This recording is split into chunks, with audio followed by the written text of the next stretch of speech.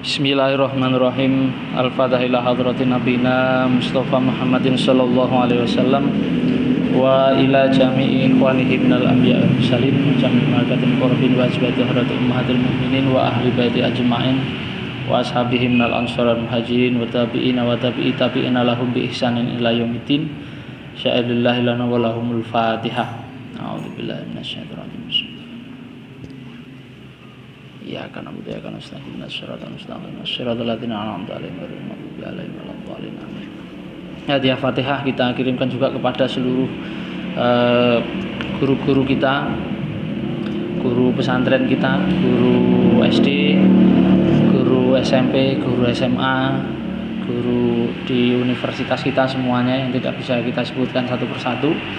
Dan juga hadiah Fatihah kita kirimkan kepada para cendekia sarjana Ikhwanus Shofaq dan juga para cendekia muslim lainnya yang tidak bisa kita sebutkan satu-satu, wabil khusus Al-Kindi, Al-Farabi, Al-Farghani, Ibnu Sina, Al-Biruni, Ar-Razi, Al-Khawarizmi, Ibnu Hayyan, Abdurrahman As-Sufi, Ibnu Asyatir,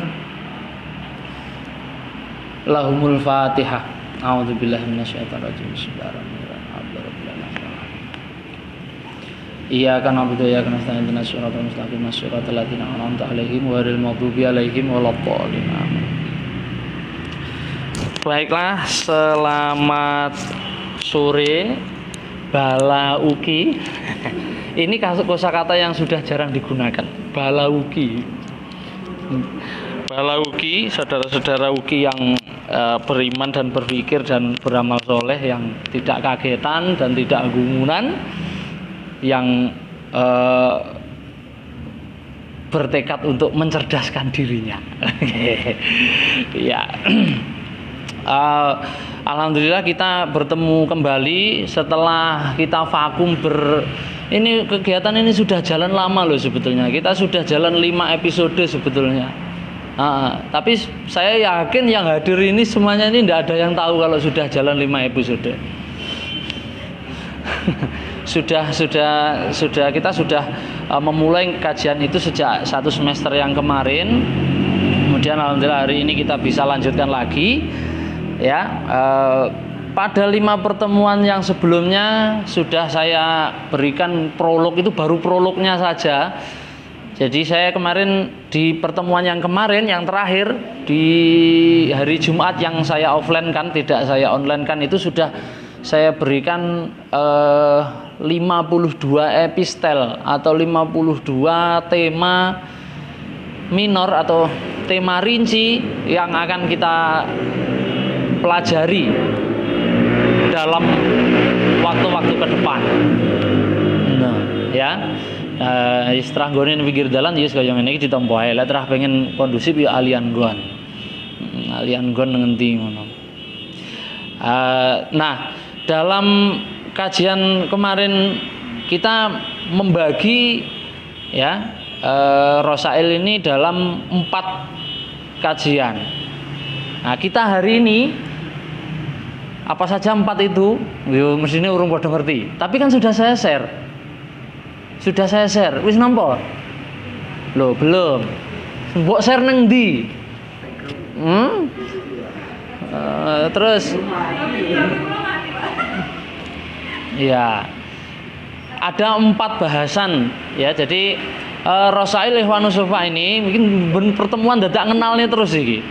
Rosail Ikhwan itu adalah sebuah kumpulan kitab-kitab yang sebetulnya di situ manhajnya adalah manhaj sufi. Manhaj sufi, mereka menggunakan sebuah pendekatan thariqatul wusulnya dengan menggunakan empat tema besar. Selama ini dalam mencapai wusul kepada Allah itu kan, kalau di kita kan juga ada empat tema ya. Yang pertama adalah syariat, terus thariqah, makrifat atau hakikat, atau dibalik hakikat makrifat, saya tidak terlalu paham. Nah, yang di dalam jalannya Ikhwanus Shofaq atau manhajnya sufinya Ikhwanus Shofaq itu mereka menggunakan menggunakan empat tahap. Nah, ini seperti yang saya tulis di papan tulis ini. Mbuh nang HP ketok pora, tapi ya 4 itu. Nah, jadi asumsi Ikhwanus Shafa dalam hierarki sufi itu dimulai dari itu riyadiyat, kemudian tobiiyat, akliyat, lalu yang terakhir adalah ilahiyat. Asumsi-asumsi yang dibangun ini saya bacakan dulu di kitabnya, jadi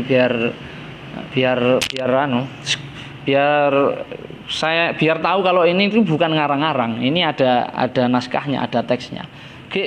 Kitabnya ya wis di-share. Ya urung, ya udik-udik nah ya Masya Allah. Sudah di-share. Sudah dilihat-lihat.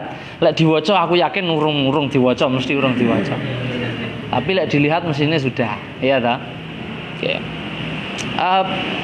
Para hadirin dan penyimak pemirsa yang menyimak secara online, saya mulai dulu dari risalah awal. Jadi kemarin itu ada 4 tingkatan, yaitu riyadiyat, kemudian tobiiyat, akliyat, kemudian ilahiyat. Jadi jalan sufinya itu dimulai dulu dari eksata, kemudian material fisik, kemudian akal atau mental. Nah, baru dari 3 hal itu barulah ke ketuhanan. Jadi pendekatannya seperti itu. Nah, saya bacakan dulu ya. Ar-risalatul ula minal kismir riyadi. Risalah yang pertama min kismir riyadi dari bagian ilmu eksata atau ilmu pasti. Riyadah iki maknane ilmu pasti. Riyadah iki ukuran apa? Topo pendem. Apa? Topo pati geni. Ngono, poso mutih. Sahur bukane ngangge sego banyune peresane sego ngono kuwi wis riyadhah. Riyadhah itu riyadiyat itu maknanya di sini adalah dalam konteksnya Ikhwanus Shafa adalah ilmu eksata. Jadi ilmu-ilmu yang pasti. Wis butuh saiki sik tak wacane dhisik engko dipahami siji-siji. Terus 52 bahan kemarin itu pokoknya yang penting wis maca dhisik. Sudah dapat? Siapa yang belum dapat? Yang belum dapat siapa?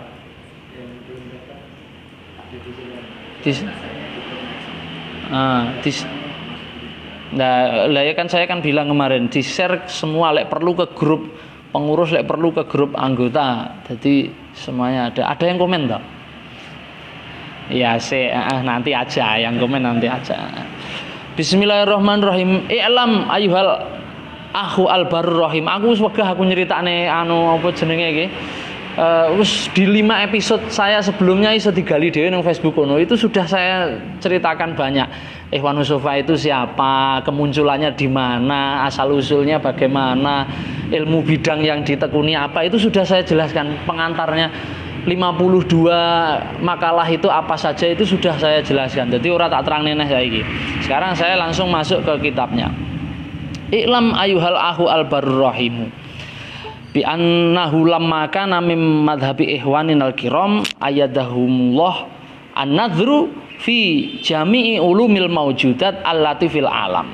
Ketahuilah wahai saudaraku yang dirahmati Allah bahwasanya madhab yang dianut oleh ikhwaninal kiram, sahabat-sahabat kami, Ikhwanus Shafa wa Khulanul Wafa, itu adalah an-nadhru fi jami'il ulumil maujudat allati fil alam, yaitu memandang secara keseluruhan ilmu-ilmu yang berkaitan dengan maujudat. Maujud itu kan sesuatu yang diciptakan oleh Allah, maujudat fil alam, segala kenampakan atau wujud yang ada di alam semesta. Sampean lek dhisik belajar tauhid iku mesti nang gurune diomongi ngene ya. Tafakkaru fi khalqillah wala tafakkaru fi dzatillah, ngono ya.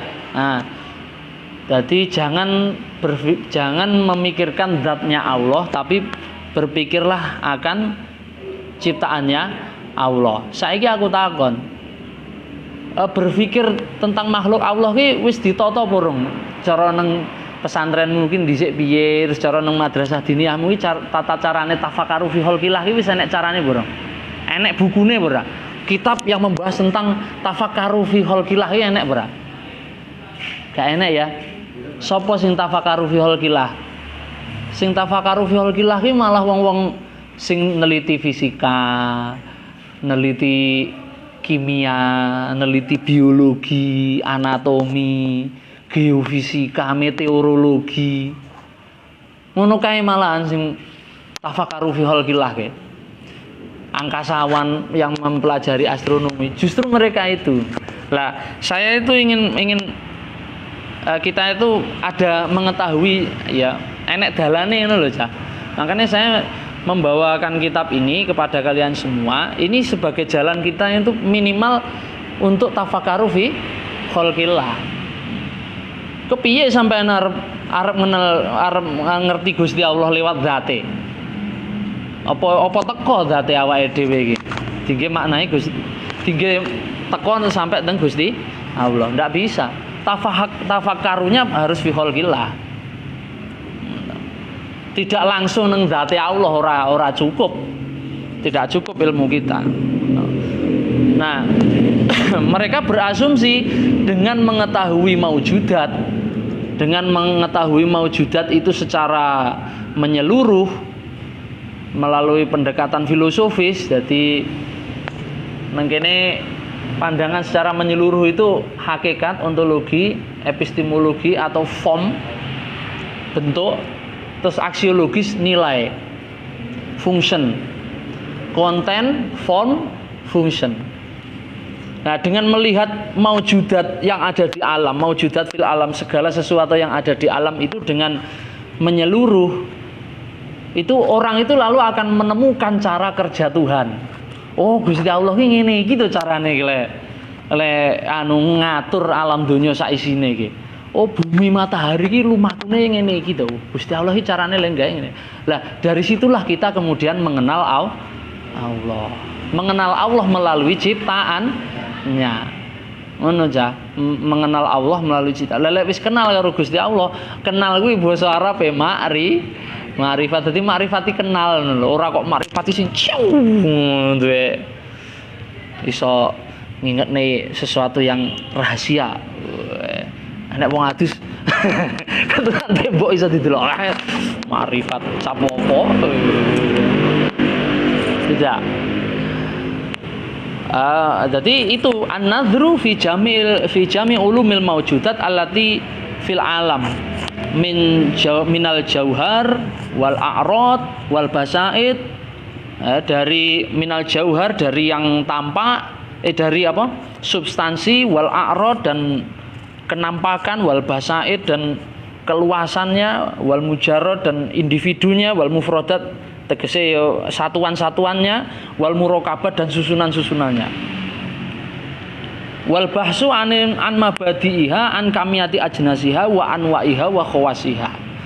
Mencari tentang bagaimana prinsip-prinsip dasarnya, kuantitasnya, jenis-jenisnya dan karakteristiknya. Wa an tartibiha wa nidhomiha. Level-levelnya dan sistematisasinya. Alama hiya alaihi al'an wa an kaifiyati hudusiha wa nusyu'iha an illatin wahidatin. Bagaimana munculnya, pertumbuhannya dan seterusnya. Nah, terus fungsinya apa? Lah terus kemudian endi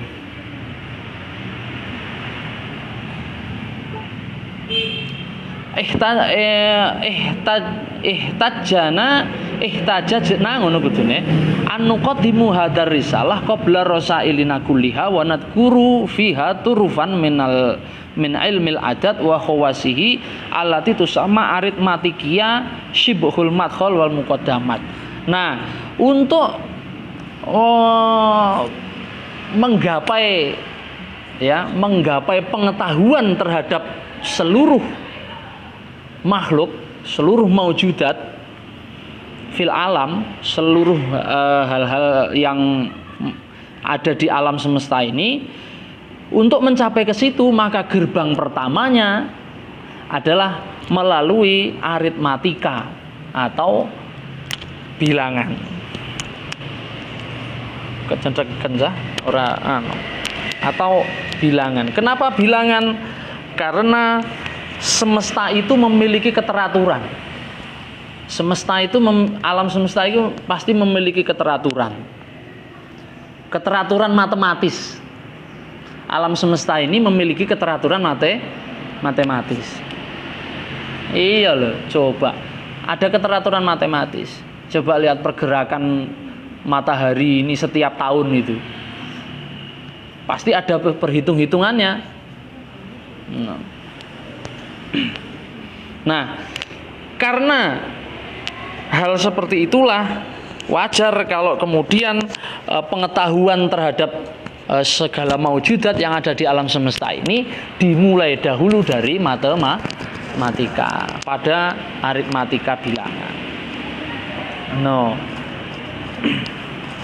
Nah, ini kemudian di sini Ikhwanus Shafaq menukil sebuah perkataan dari Pitagoras, ya.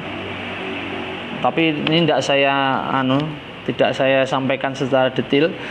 Jadi intinya begini di situ. Filsafat itu al-falsafatu awaluha mahabbatul ulum.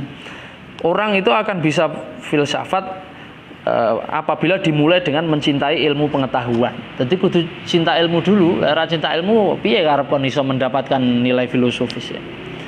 Wa ausatuha, dan bagian tengahnya adalah ma'rifatu haqaiqil maujudat. Tahapan yang kedua yaitu mengetahui hakikat dari maujudat fil alam. Wa akhiruha, dan puncak dari filsafat itu adalah al-qaulu wal amal bima yuwafiqul ilmu wal ulumul falasifah. Jadi yang terakhir adalah perkataan atau perbuatan yang mencerminkan keilmuan. Itu puncak dari filsafat. Ini menurut Ikhwanus Shafaq. Wal ulumul al falasifah, ilmu filsafat itu dibagi menjadi 4 menolak nang kene. Yang pertama adalah riyadhiyat, kemudian mantikiyat, kemudian tabiiyat, terus kemudian ilahiyat. Tapi iki ora usah mbok catet sing iki. Ringkese kaya sing enek nang papan iki lho. Ya. Jadi langkah pertama adalah berangkat dari riyadhah memahami ilmu eksak. Sekali lagi, uduk topo broto lo ya. Uduk topo muter tasbih sak protole ora. Riyadhah mempelajari ilmu eksata. Lah ilmu eksata itu apa saja? Eksata ini nanti banyak. Eksata itu aritmatika, kemudian geometri. Wis tak catet kabeh, wis tak share aku. Mergo urung di-share lho, dadi nyatetne. Geometri, astronomi, kemudian apa lagi? Musik. Setelah musik lalu kemudian hubungan antara geometri dengan aritmatika dan seterusnya, terus mantikiyat.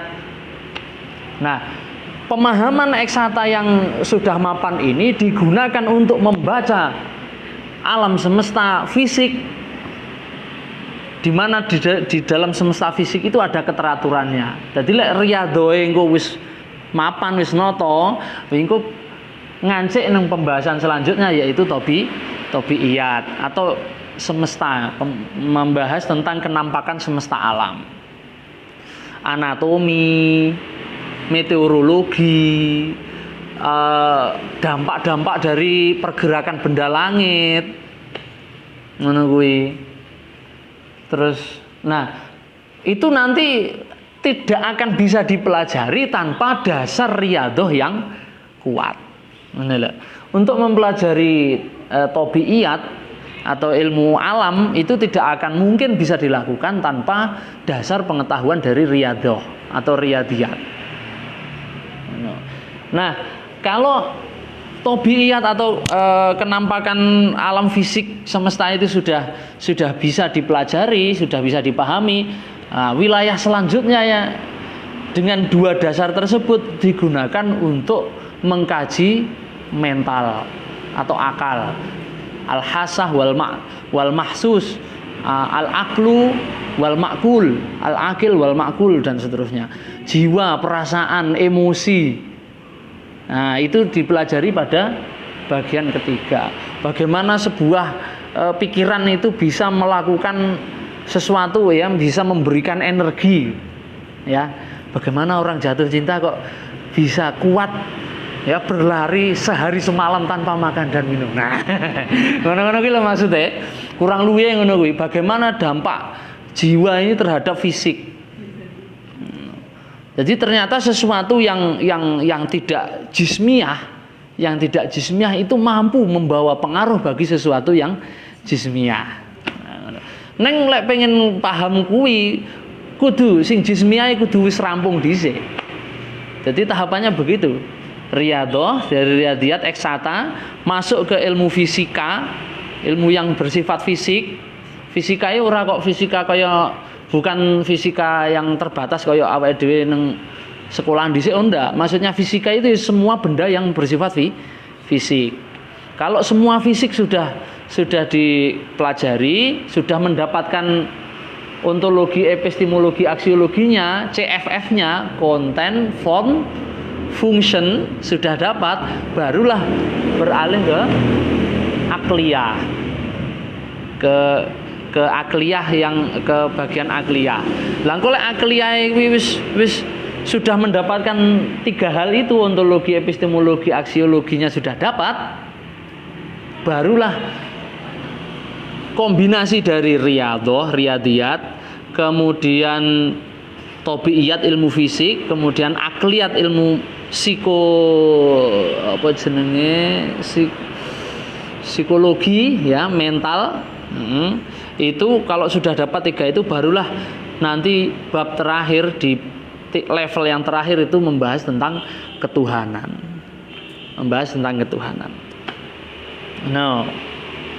Nah, kalau semua hal ini, 4 hal ini sudah berhasil dicapai, sudah menemukan CFF-nya, konten, form, function atau ontologi, epistemologi, aksiologinya, maka hasil yang dicapai adalah jiwa yang tercerahkan. Nah, terus dia mengenal Tuhan atau ma'rifatullah. Ngono. Ora kok terus ya basiroh itu maksudnya penglihatan yang jelas sih, maksudnya melihat segala sesuatu ku wis ngerti ilmune ngono lho. Wis ngerti ilmune. Nyapa kok terjadi gerhana, nyapa kok banyu kok nggone nang dhuwur.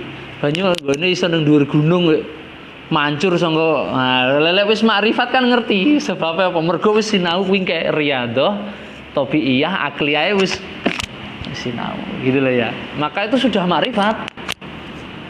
Bagi Iwan Sofa, golek bagi tasawuf anu kok sejene aja dipadakne. Ini kan saya ingin menunjukkan bahwa dahulu itu ada 2 metode atau 2 jalan. Dalam Thariqatul Wusul itu ada 2 jalan. Jalan yang satu itu menggunakan nakliyah, jadi Quran, hadis, fikih, syariat dan sebagainya, maka menghasilkan formulasi syariat, thariqah, makrifat hakikat dan sebagainya. Itulah di jalan yang lain, di persimpangan jalan yang lain ada metode lain, yaitu dengan menggunakan ini. Dan ini telah terpisah lama. Ini terpisah lama. Sebetulnya dunia peradaban Islam kita itu dulu sudah mempelajari hal-hal seperti ini. Cuma literatur ini kemudian menjadi terasing dari peradaban Islam itu sendiri. Terbuang. Ini literatur ini menjadi terbuang. Orang-orang dengan gaya berpikir semacam ini telah melahirkan peradaban-peradaban yang luar biasa, dan karya-karyanya kita nikmati sampai saat ini. Sampai mungkin tahu ndelok quotes nang WA ya. Mark Zuckerberg, sapa jenenge kah? Sing anu Facebook lho. Pencipta Facebook itu loh. Dia mengutarakan bahwa saya itu kadang berpikir bahwa kalau bukan karena Al-Khwarizmi, saya tidak mungkin bisa bikin Facebook itu. Kenapa orang-orang itu tergila-gila pada saya? Ngefan berat kepada saya yang menemukan teknologi ini, padahal Facebook ini bisa tercipta, itu karena saya mempelajari logaritma dari Al-Khwarizmi. Logaritma itu asal katanya Al-Khwarizmi loh, Cah. Mesti urung ngerti ya, mesti. Logaritm. Algoritm itu ejaannya orang Eropa karena tidak bisa mengucapkan Al-Khwarizmi. Al-Khwarizmi jadi algoritm. Maka konsep-konsep algoritma dan logaritma itu pencetusnya ya Al-Khwarizmi. Meskipun sudah dikembangkan oleh orang Yunani sebelumnya, tapi dimunculkan oleh orang Yunani, yang mengembangkan itu orang Islam. Itu Al-Khwarizmi. Anehnya di zaman sekarang, deloken pondok ngendi sing buka bukune Al-Khwarizmi? Pondok pesantren ngendi? Aku tak takok ayo. Lah enek sebutno. Sitok ora enek. Padahal awake dhewe mesti sok ngomong ngene. Peradaban barat itu bisa maju karena mereka mempelajari literatur kita. Matematika yo ternyata bapak matematikanya Al-Khwarizmi. Kemudian kedokteran yo Ibnu Sina. Terus astronomi ya nanti Al-Farghoni sama Abdurrahman As-Sufi, Ibnu Asyatir. Terus dari apalagi musik ya ternyata Al-Farabi, Al-Kindi, Ibnu Rus. Wah, ternyata dari orang Islam semua. Jadi mereka ini banyak berhutang budi pada kita. Ngono, enek wong sing muni ngono. Terus saiki tak takoni, saiki wong Islam dhewe sapa sing ngejekne kitabe wong-wong kuwi? Enek ora? Beliau ada ndak? Tak ada toh? Tak ada. Tidak ada. Ini apa? Ini kontradiksi. Di satu sisi kita itu awake dhewe iki meminjam nama besar mereka dan wong Islami ketok gagah, di satu sisi awake dhewe sinau kitabe ora tahu. Nah, kitab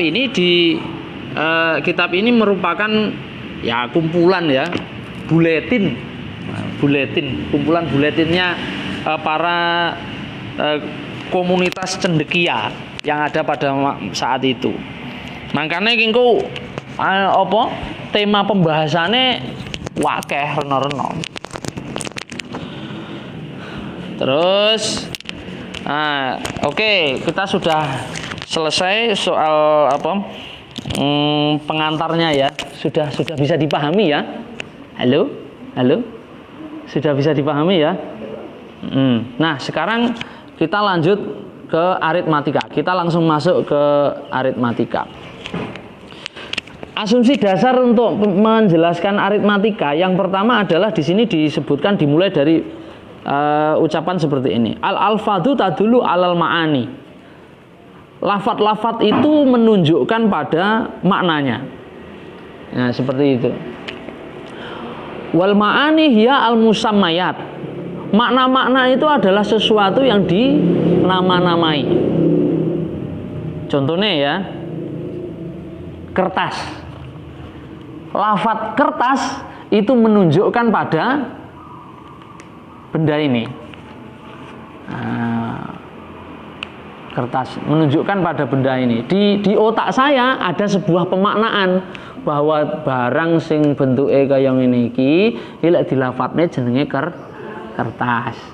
Maka kertas ini adalah al-musammayat atau sesuatu yang dinamai.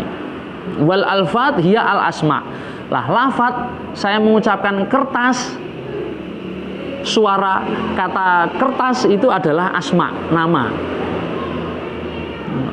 Wa amul alfat wal asma qauluna syai'un. Pada umumnya lafat atau nama itu kita kenal dengan nama syai'un atau sewiji-wiji.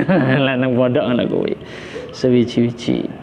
Wa syai'u imma ayyakuna wahidan au aksara min wahid. Sesuatu itu bisa satu, bisa lebih dari satu. Fal wahidu yuqalu alal wijhaini imma bil haqiqah wa imma bil majaz. Satu itu bisa bermakna hakiki, bisa bermakna majazi. Fal wahidu bil haqiqah huwa syai'un alladzi la juz'alahu albatata wala yunqasamu. Satu secara hakiki itu maknanya adalah sesuatu yang tidak bisa dibagi sama sekali. Ya tegese ora iso, tidak memiliki partisi, tidak memiliki bagian. Itu disebut dengan satu. Contohnya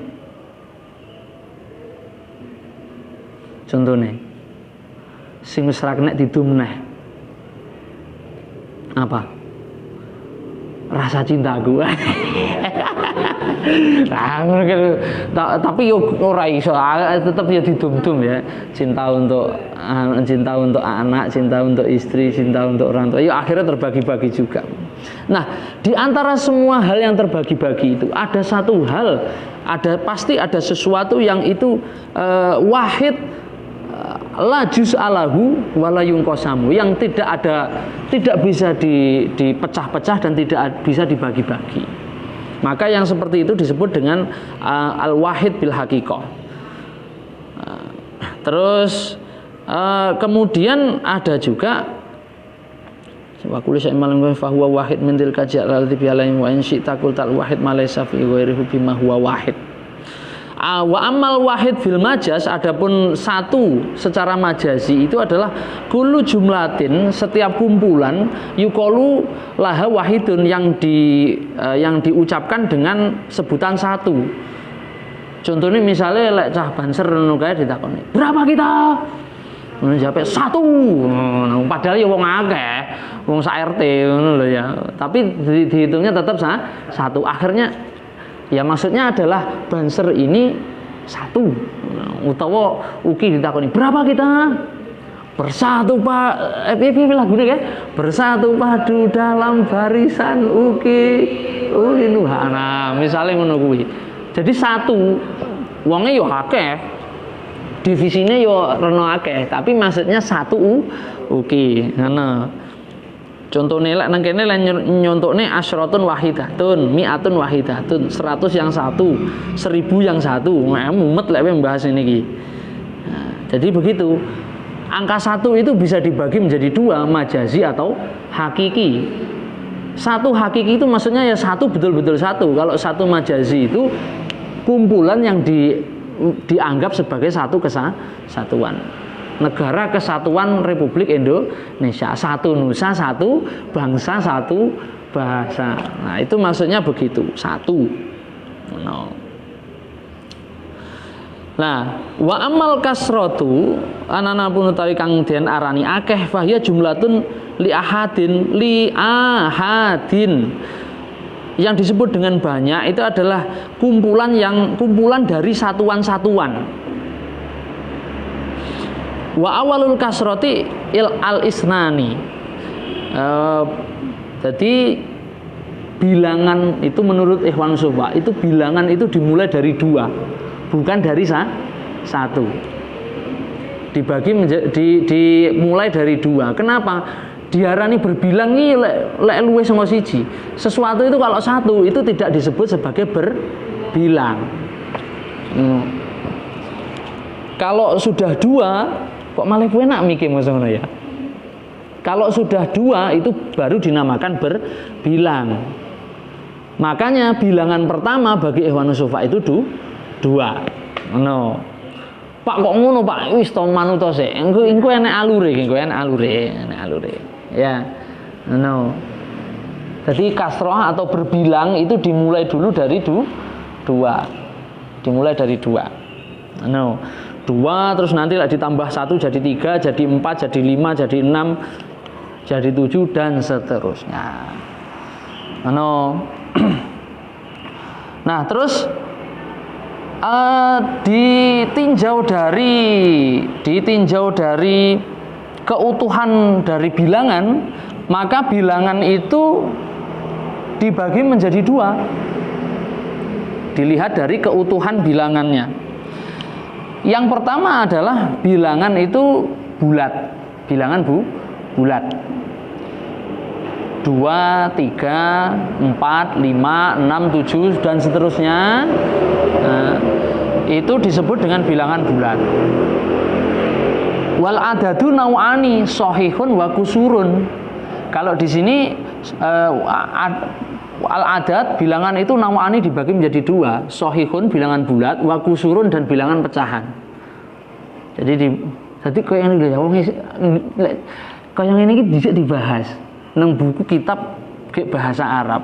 Aku bayangnya seandainya ilmu ini dulu itu tidak terpisah dari kita, mungkin pondok-pondok pesantren itu nggak cuma diisi dengan kegiatan ritual ibadah selawatan karo nuduk-nuduk kumpang, mungkin enggak. Mungkin diisi karo eksperimen matematika, tembok di sini rumus dan pondok pesantren itu akan menjadi pusat peradaban dunia. Ngono lho. Sayangnya ilmu ini terpisah dari kita, ngono lho. Ya diarani takdir ya takdir, tapi ya kita kan Islam itu kan harusnya kan membawa kepada peradaban ya. Kalau katanya Pak Agil Sirot itu kan liyatafaqahu fiddin itu untuk sekarang dan yang akan datang. Jadi agama Islam itu harus agama yang membawa pada peradaban, kemajuan. Islam berkemajuan, jare Muhammadiyah. Jare Muhammadiyah Islam berkemajuan.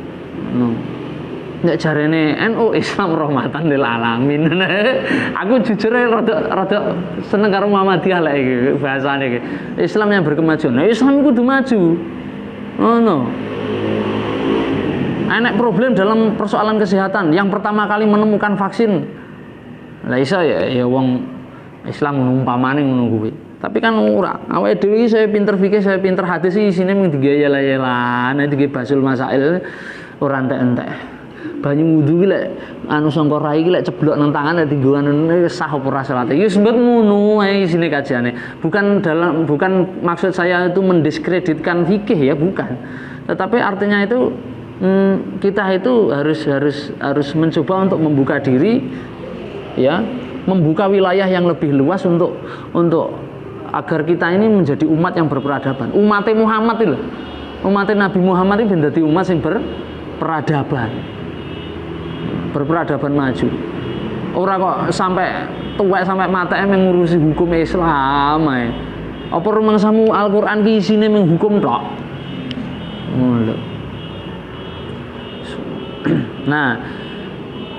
Nah wal wahid alladzi qoblal isnan huwa aslul adad wa mabda'uhu. Angka 1 yang sebelum angka 2 itu adalah pokok atau akar dari semua bilangan, titik acuan, wa mabda'uhu dan titik acuan. Jadi dia tidak bisa dikatakan bilangan bulat, juga tidak bisa dikatakan bilangan pecahan. Menurut Ivanus Pak, 1 itu ya sudah 1. Nah, kalau dia kalau kemudian dari 1 itu tulisannya wa minhu, dan dari angka 1 yansha'u tumbuhlah al-adad bilangan kulluhu seluruhnya, shahihuhu wa kusuruhu, baik bilangan bulat maupun bilangan pecahannya. Jadi dari 1 itu kalau ke bilangan bulat ke atas nanti 2, 3, 4, 5 dan seterusnya ya. Kalau ke pecahan nanti ada 1, 1/2, 1/3, 1/4 terus sampai tidak terbatas. Kalau 2, 3, 4, 5, 6, 7 dan seterusnya itu nanti tidak terbatas. Kalau 1/2, 1/3, 1/4 sampai tidak 1/tidak terbatas itu nanti piro? 1/tidak terbatas itu piro? 0. 1/tidak terbatas itu hasilnya 0. Lek 1 dibagi 0 tidak terhingga atau tidak terbatas. No. Jadi 1 itu menjadi titik acuan. aslul adat. Maka kemudian dalam konsep matematika nanti ada yang disebut dengan bilangan asli. Bilangan asli dimulai dari angka 1. Kalau bilangan cacah nanti dimulai dari angka 0. No. Kalau bilangan bulat, bilangan bulat. Iya ya, bilangan bulat ya. Jadi ada bilangan asli, ada bilangan cacah, ada bilangan bulat. Nah, lali aku sana matematika nih. Kalau bilangan bulat dalam konsep matematika modern itu 0 itu tidak acuan, ke sana itu positif, ke sini negatif. No. Kalau satu sisi itu positif, maka di sisi yang seberangnya itu negatif. Nah, intinya begitu. Terus di sini dijelaskan panjang lebar begitu. 1 itu apa? Bagian dari 2 itu setengah, bagian dari 3 itu sepertiga, dan seterusnya. Ini panjang. Nah, ini saya jujuk saja. Terus kemudian wa'lam ya akhi bi anal adat as-sahih, ketahuilah saudaraku bahwasanya bilangan bulat itu rutiba itu dihierarkikan atau ditata dalam sebuah tingkatan. Rutiba arba'ah marotib. Dia ditata dalam 4 level. Ahadun wa asyrotun wa mi'atun wa ulufun. Ada 4 level. Level pertama itu adalah satuan.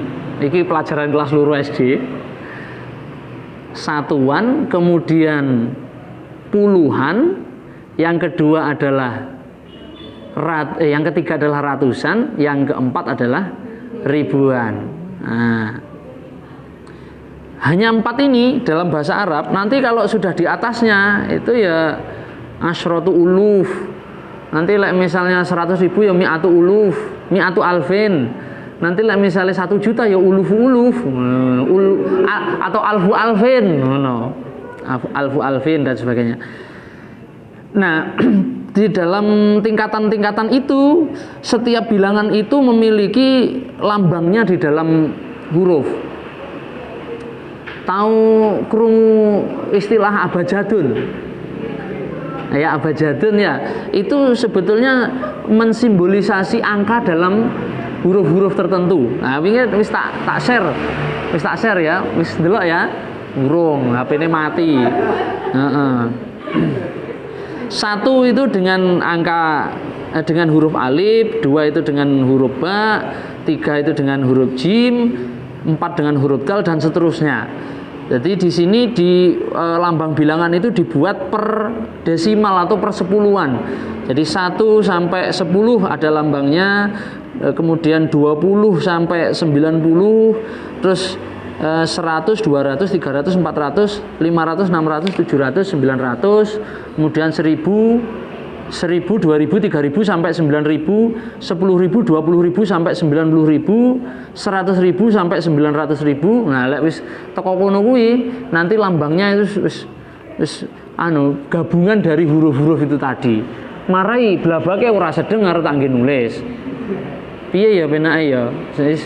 Tapi sing penting sing hadir iki kan wis oleh kengke ya, wis oleh gambarnya tadi. Untuk yang nyimak online ya engko di share nang komen. Nah, kemudian dari 4 level bilangan itu tadi itu memiliki makna filosofisnya.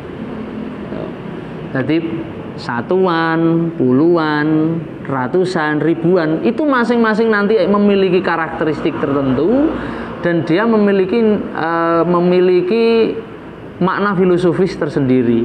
Juga nanti bilangan itu mulai angka 1, 2, 3, 4, 5, 6, 7 itu nanti akan kita bahas, tapi kayaknya itu nanti tidak mungkin cukup untuk pertemuan hari ini.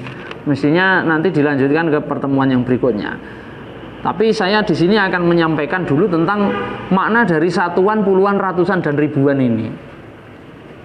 Di sini disebutkan wa'lam bi anna kaunal adat ala arba'ati marotib allati hiya ahad wal asyarat wal mi'at wal uluf laisa huwa amrun daruriyun laziman li tabiatil adat misla kaunihi azwajan wa afrodan sahihan wa kusuron ba'duha tahta ba'd. Di sini disebutkan bahwa penggolongan bilangan dalam satuan, puluhan, ratusan dan ribuan itu bukan hal yang paling pokok atau bukan hal yang paling penting. Bagi karakteristik dari bilangan. Lain halnya dengan karakteristik bilangan dilihat dari genap, ganjilnya, bulat dan pecahnya itu masih lebih pentingan itu daripada pembagian dalam satuan, puluhan, ratusan dan ribuan. Akan tetapi para hukama atau para ahli hikmah atau para filsuf, para ahli matematika dan seterusnya itu, mereka ini membuat 4 tahapan itu. Wa inna ma fa'alu dzalika litakunal umur al-adadiyah mutabaqatan lima ratibil umuri tabi'iyah, agar cocok serasi dengan keadaan fisik alam. Gitu Pak maksudnya Pak. Mesti urung mudeng. Ya. Nyapa kok digawe 4 level? Karena alam semesta ini itu tergambarkan sebagai keseimbangan yang diistilahkan sebagai murabba, kuadran, keseimbangan kuartal yang bersifat 4 unsur. Wadhalika anal umur tabi'iyah aksaruha ja'alaha al-bari jalasana'uhu murabba'ah misla taba'il arba'. Hal ini dikarenakan yaitu penggolongan menjadi 4 level angka itu tadi itu dilakukan mengingat alam semesta ini diciptakan oleh Allah dengan sistem kuadran atau sistem kuartal 4. Apa contohnya ngene? Seperti udara yang 4, yaitu panas, dingin, basah, kering. 4. Dan juga arkanul arba'ah atau pokok fisik yang 4, yaitu anar, api, ya, geni, panas kayak ini, sumuk kayak ini, wal hawa dan udara, wal ma'u dan air ora eneng. Ora air ini ngene. Wal ardi dan tanah. Persis kayak film Avatar kayak. Ya, 4 elemen dunia itu, ya, 4 elemen fisik dunia itu yaitu air, tanah, air ora eneng, air, tanah, api, udara. 4 elemen itu. Wa mislu akhlatil arba'ah, dan juga cairan 4 yang ada di dalam tubuh. Yang pertama yaitu apa lagi jenenge? Dam, darah, wal bulhum dan cairan lendir, wal mirrotani dan 2 cairan enzim. Wah, wis ngerti enzim barang ya. Zaman semono tahun 1000 ya, tahun 900 ini. Yaitu mirrotus sofra wa mirrotus sauda, enzim kuning dan enzim hitam. Ini enzim yang ada di dalam tubuh yang dihasilkan oleh empedu. Enzim kuning dan enzim hitam. Aku dia malah urung paham maksudnya iki apa. Kan empedu itu menghasilkan apa kayak insulin, terus apa ngono kan lho. Nah, warnanya kan berbeda-beda. Mereka sudah meneliti itu. Wa misla azmanil arba'ah. 4 itu juga merepresentasikan 4 musim dalam dunia, dalam bumi. Alati hiya rabi', musim semi, wasaif, musim panas, wal kharif, musim gugur, wasyita dan musim dingin. Ayo ngene iki. Wa mislu jihatil arba, dan juga 4 arah yaitu soba, dabur, janub, shimal. Ini bahasa kunonya untuk utara, selatan, barat, timur. Wal autadil arba, dan 4 arah. Autad itu manazilil arba'ah ar-ra'isah, 4 arah pokok, yaitu atoli, tempat terbit, wal ghorib, wawad dis sama, wawad dil ard, di atas, bawah, depan, belakang, atau kiri kanan. Wal mukawanatil arba alati hiya al ma'adin an nabat al hayawan wal insi wa ala hadal misal wujida aksarul umur atau biat murabaat, dan juga 4 tingkatan elemen kehidupan. Yang pertama adalah ma'adin atau DNA. DNA. Ma'adin itu saya baca di kamus maknanya logam, tapi yang dimaksud ini bukan logam, tapi unsur kehidupan terkecil. Unsur kehidupan terkecil yang sama baik di dalam tumbuhan, hewan maupun manusia. Unsur terkecil dari kehidupan itu adalah DNA. Dari DNA itu yang ada di dalam kromosom itu membentuklah sel. Nah, kan kita melihat ada makhluk bersel satu ya, ada tumbuhan bersel satu, hewan bersel satu. Nah, dari situlah lalu kemudian tingkatan kehidupan tertinggi setelah yang di atasnya yang lebih tinggi itu adalah tumbuhan, kemudian hewan, kemudian manusia. Ini loh falsafah pengetahuannya Ikhwan Sofa itu begitu. Sudah berapa menit ini?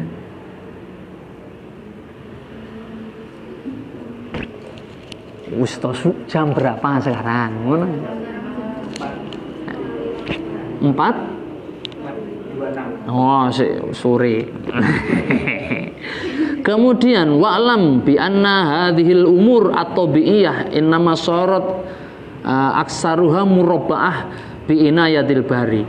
Ketahuilah wahai saudaraku bahwa segala sesuatu segala benda fisik yang ada di dunia itu tersusun secara kuartal atau kuadran.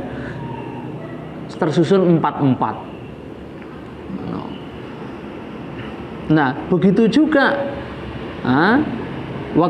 begitu juga wali ini sorot aksaruha murabinal jana waktu tidak hikmati letakun namaratibul umur atau biyah mutabiqatun lil umur ruhaniyah. Jadi konsep kuadran atau kuartalisasi bilangan itu tadi itu diaplikasikan ke dalam kuartalisasi alam fisik atau materi fisik. Nah, kuartalisasi materi fisik itu nanti juga akan diaplikasikan, dicocokkan dengan kuartalisasi ruhaniyah atau 4 tingkatan rohani. Umur rohaniyah atau perihal unsur-unsur dalam yang bersifat ruhani, yang ghairu ajsam, yang bukan bersifat fisik, yang metafisik. Litakuna marotibul umur atau bi'iyah mutabiqatun lil umuri ruhaniyah allati hiya fauqal umuri tabi'iyah. Di atas materi fisik itu ada materi yang metafisik. Materi metafisik itu juga ada 4. Apa itu? Level yang pertama yaitu adalah level rohani yang pertama itu adalah al-bari jalla jalaluhu, yaitu Allah, itu Tuhan. Yang pertama adalah Tuhan, yang paling tinggi. Martabat yang ada di bawahnya yaitu adalah akal. Al-aqlu al-kulli atau akal semesta, kehendak iradah ilahiyah. Dari situ lalu nanti di bawahnya lagi ada yang disebut dengan an-nafsul kulliyah atau jiwa semesta. An-nafsu al-kulliyah atau jiwa. Di bawahnya ada yang disebut dengan al-hayuli al-ula atau materi fisik awal, materi awal mula. Mumet ya, ini mumet ya. Ya intinya begitu. Nah, iki memang iki pengantarnya memang seperti itu, tapi dene wis saiki sik urung paham gak apa-apa. Ora apa-apa. Engko balenono videone mbok baleni ku sesing lak temu dhewe. Wa'lam ya akhi ayyadakallahu wa iyana biruhim minhu.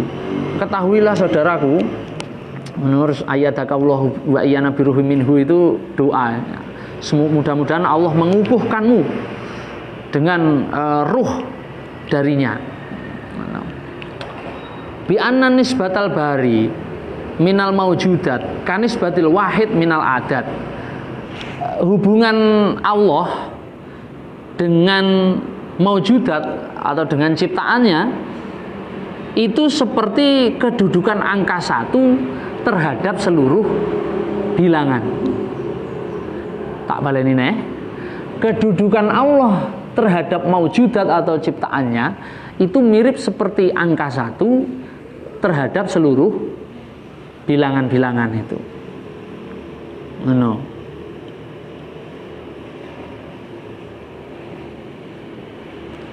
Jadi kalau 1 itu bilangan yang menjadi titik acuan seluruh bilangan setelahnya, maka Allah itu juga begitu.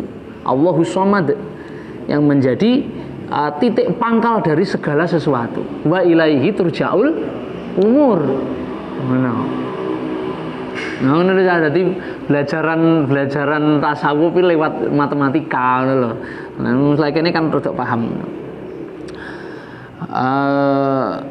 Wanisbatul akli dan hubungan akal terhadap maujudat itu kanisbatil isnain minal adat, seperti kedudukan angka 2 terhadap seluruh bilangan.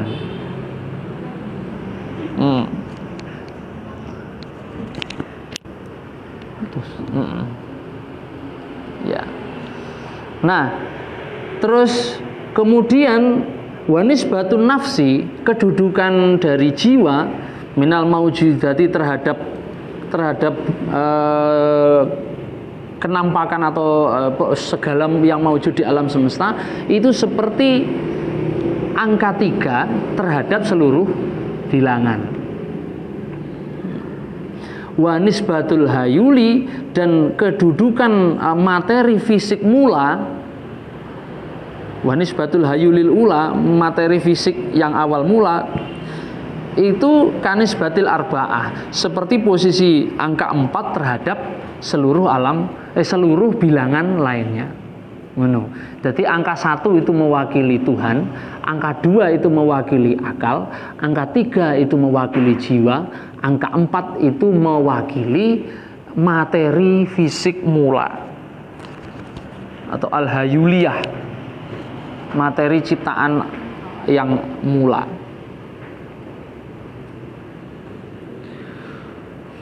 Kok iso ngono, Pak? Iya, pendekatannya ngene. Nang kene disebut nih. Wa'lam ya akhi ayyadakallahu wa iyana biruhi minhu bi anal adat kullahu ahad fa asluha kulluha minal wahid ilal arba'ah. Angka itu sebetulnya asalnya hanya 4. Angka 1, angka 2, angka 3 dan angka 4.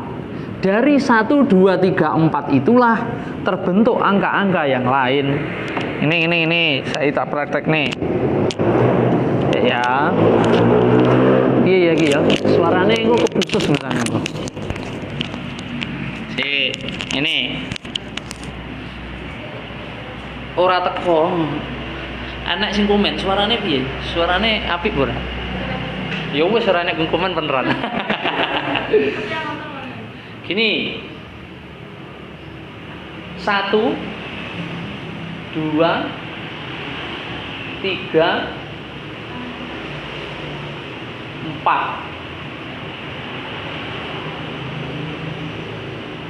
Nah, ini ya. Ini sebuah pola yang ya urung iso tak jelasne saiki ya. Urung iso tak jelasne saiki. Tapi kalau kita ingin membuat angka 5, maka angka 5 itu terbentuknya, nah saya tak ngene suaranya masuk ya. Angka 5 itu terbentuk dari 4 ditambah 1 atau 3 ditambah 2. Angka 6 itu terbentuk dari 4 ditambah 2 atau 1 tambah 2 tambah 3. Angka 7 itu terbentuk dari 4 ditambah 3. Angka 8 itu terbentuk dari 4 ditambah 3 ditambah 1. Nah, angka 9 itu terbentuk dari 4 ditambah 2. Kok dicabut? Langsung suara kemeresek gitu, Pak. Sing kemeresek iki Maksudnya malah dicabut. Dincepne sing tenanan. Kurang. Wes iya, wes. Kadang-kadang bocor itu nanti suaranya. Teko angka piro aku nggih? 9. Nah, angka 10 itu adalah akumulasi dari ini. 4 ditambah 3 ditambah 2 ditambah 1. Nah, wes kalau sudah 10 itu sudah final lah. 11 dan seterusnya itu kan turunan dari angka 10 itu tadi. Jadi angka pokok itu hanya 1, 2, 3 dan 4. Ngono falsafahe Ikhwanus Shafaa ngono kuwi. Ngono lek tak wacane kitabe nggawe basa Arab niku kesuwen. Gitu.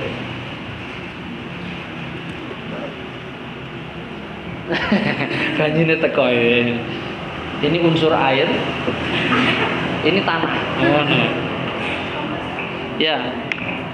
Nah, terus sekarang setelah kita mengetahui jadi ini akar pokok dari bilangan itu terbentuk dari jadi 1 dari 1 itu 2, 3 terus 4. Nah, dari 4 itulah semua bilangan terbentuk. Semono uga kuwi engke Tuhan, akal, terus apa nggih? Jiwa, kemudian hayuli atau materi fisik mula. Nah, dari 4 hal itulah maujudat di alam semesta ini terbentuk. Tersusun. Yo ora usah kaget-kaget. Wah, iki menyekutukan Allah ya. Allah kan kun fayakun. Dadi ngono ya umpamane. Yo ngene dhisik, nyatane nang Quran itu kan Allah itu selalu menjelaskan bahwa terjadinya tumbuh-tumbuhan itu kan pasti dimulai dulu dari wa anzalna minas samai ma'an fa akhraja bihi minas samarat, kan begitu toh. Nah, artinya Allah itu melibatkan ciptaan-ciptaannya yang lain untuk membentuk ciptaan-ciptaan yang baru.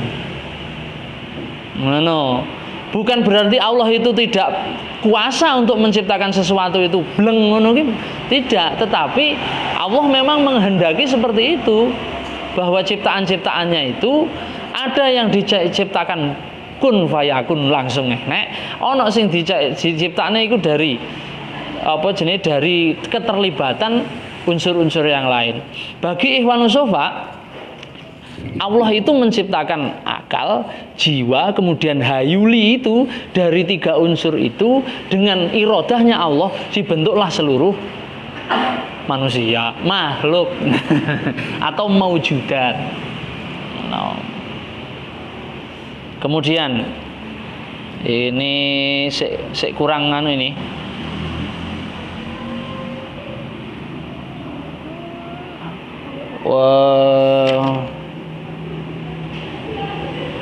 Oke. Karakteristik bilangan kita lanjutkan ke minggu depan. Untuk yang terakhir ini di sini akan saya sampaikan bahwa kalau tadi di dalam pembahasan yang awal disebutkan bahwa hanya ada 4 tingkatan bilangan itu, yaitu satuan, puluhan, ratusan dan ribuan, maka di sini Ikhwanus Shafaa mengutip kategorisasi bilangan itu menurut level bilangan itu menurut Pitagoras. Jadi wong Islam di sini wis nyinau Pitagoras, awakmu durung nang SM lagi nang SMA ya nang SMP ya teorema Pitagoras. 5 kuadrat sama dengan 3 kuadrat ditambah 4 kuadrat. Iki wong-wong dhisik wis nyinau Pitagoras. Kalau menurut Pitagoras itu ada 16 ahadun satuan, asratun puluhan, mi'atun ratusan, ulufun ribuan, ribu'atun puluhan ribu, nau'atun 100.000, goyatun 1 juta, surotun 10 juta, halbatun 100 juta, bitotun sejuta-juta, 1000 juta, 1000 juta, 1 miliar, haniyatun 10 miliar, da'warotun 100 miliar, wahwatun 1000 miliar, pira? 1 triliun, majwatun 10 triliun, wamurun 100 triliun, maruun 1000 triliun. Nah, kalau di dalam konsep perhitungan Yunani itu lebih panjang lagi. Jadi 10 pangkat 1, 10 pangkat 2. Ini hanya 10 pangkat jirolu patmo, jirolu patmo 15. Hanya sampai 10 pangkat 15. Nanti kalau sudah 10 itu ada namanya panjang ya, oktonelion, oktodenelion, novemelion. Engko sing ngisor dhewe 10 pangkat 100 sih jenenge Google. Iya aja. Kowe mesti ora ngerti nyapa kok dijenenge Google iki. Nyapa dijenenge Google. Kenapa? Sapa ta sing gawe Google iki jenenge? Ali aku. Sapa jenenge? Ora ngerti ya. Ya. Syekh Google rahimahullah. Kenapa disebut dengan Google? Karena dengan sekali klik kita bisa mendapatkan bergoogle pencarian, ngono lho. Wis ora iso ngarani soalé. Wis sak ndure juta, miliar, triliun wis sudah terlalu banyak angka.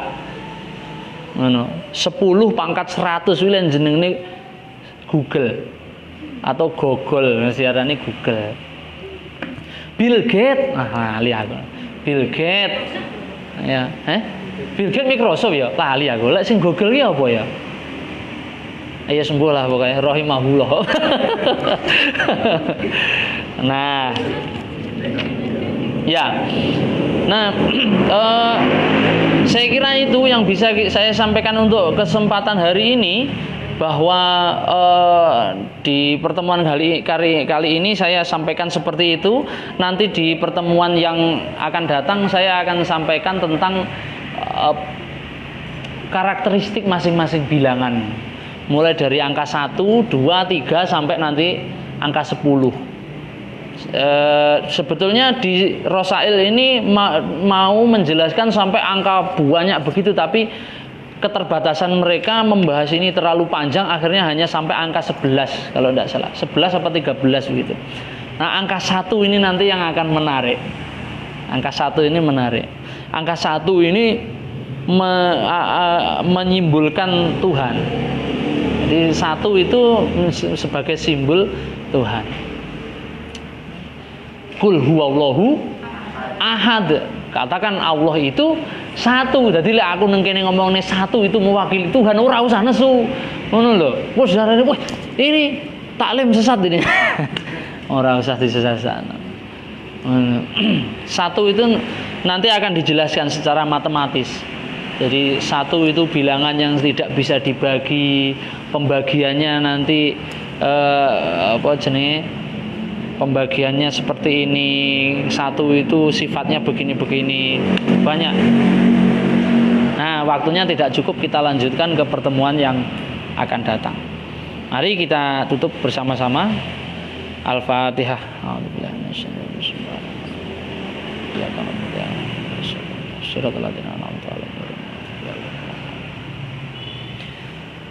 Hadanallahu wa iyyakum wa lafu minkum.